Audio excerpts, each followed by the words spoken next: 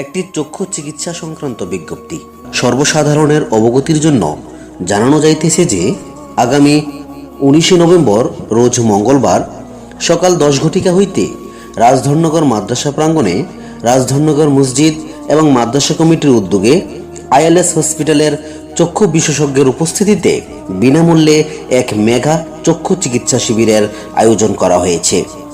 উক্ত শিবিরে উন্নত যন্ত্রপাতি দিয়ে চক্ষু পরীক্ষা করা হবে।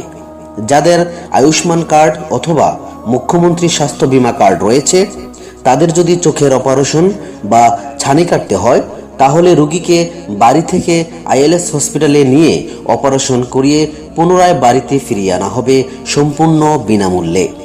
তাই সমস্ত অংশের মানুষকে জাতি ধর্ম বর্ণ নির্বিশেষে উক্ত চক্ষু চিকিৎসা শিবিরে উপস্থিত থাকার জন্য আহ্বান করা হচ্ছে। ধন্যবাদান্তে রাজধননগর মসজিদ এবং মাদ্রাসা কমিটি, উদয়পুর, গোমতী, ত্রিপুরা।